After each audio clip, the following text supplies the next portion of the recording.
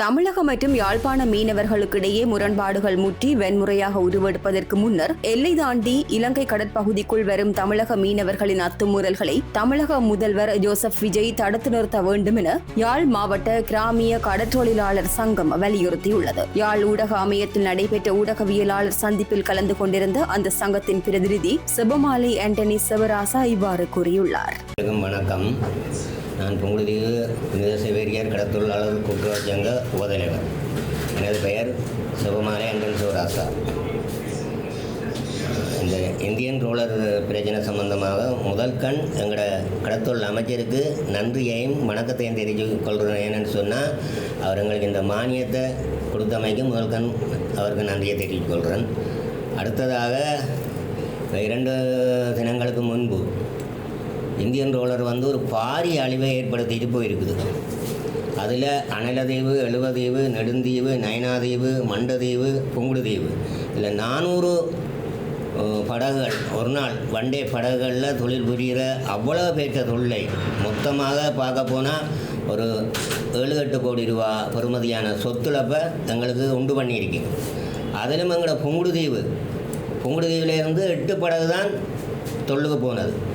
அந்த தொல்லுக்கு போன நேரத்தில் டேர்ன் இல்லாமல் இவை வெள்ளிக்கிழமை வாரதில்லை, சனிக்கிழமை காலமாக தான் வருவினோம் தொல்லுக்கு.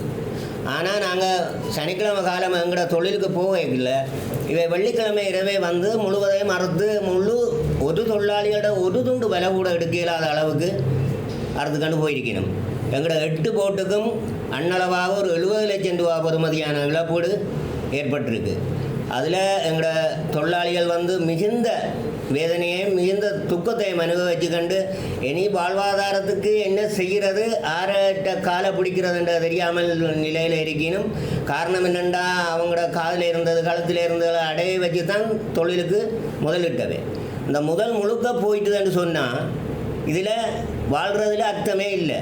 எங்களோட தொப்புள் கொடி உறவண்டு கூறிக்கொண்டு எங்களோட கழுத்தை நசிக்கிற அளவுக்கு தான் இந்திய இழுவமடி படகு தொழில் மிகவும் கொடூரமான முறையில் தான் நடந்து கொண்டிருக்கு.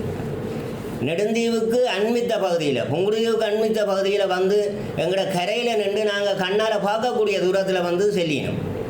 இதை கட்டுப்படுத்துறதுக்கு எங்களோட கடத்தொழில் அமைச்சோ அல்லது எங்களோட இலங்கை அரசாங்கமோ எந்த நடவடிக்கையும் எடுத்ததாக எனக்கு தெரியல. ஏன்னு சொன்னால்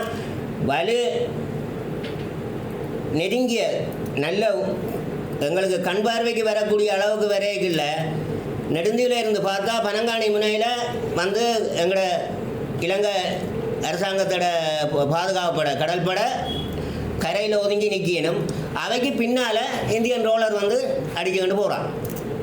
அப்போ இந்த இதில் எங்களால் ஆரை குறை சொல்கிறது, ஆரட்டை நாங்கள் போய் முறவிடுற தெரியாத நிலையில் இருக்கிறோம். நாங்கள் மிகுந்த வேதனையோடு கேட்டுக்கொள்கிறது எங்களோட அரசாங்கத்தையும் எங்களோட கடத்தொழில் அமைச்சையும் எங்களோட நாட்டுகளில் எங்களோட எல்லையை மீறி அவர்கள் எல்லையை மீறி வாரார்கள் என்றால் அவர்களை கட்டுப்படுத்தணும்.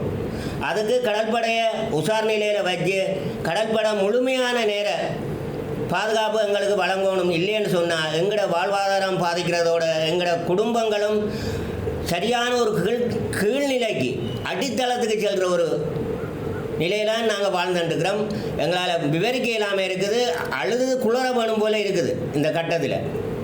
அதே நேரத்தில் இந்திய முதலமைச்சர் விஜய் சேர பணிவான வேண்டுகோளாக கேட்குறேன். எங்களோட நாட்டு எல்லையை தாண்டி எங்களோட நாட்டுகளில் காரைக்கால், ராமேஸ்வரம் இது போன்ற படகுகளை வராமல் தடுக்கிறதுக்கு நீங்கள் ஆவணம் செய்யணும். இல்லைன்னு சொன்னால் எங்களோட மக்களும் தமிழ்நாட்டு மக்களும் தொப்புள் கொடி உறவென்று சொல்லி கடைசியாக கடலில் போர்க்களமாக மாற வேண்டிய நிலை ஒன்று ஏற்படும். அப்படியான ஒரு சூழலுக்கு எங்களோட மக்கள் தள்ளப்பட்டு.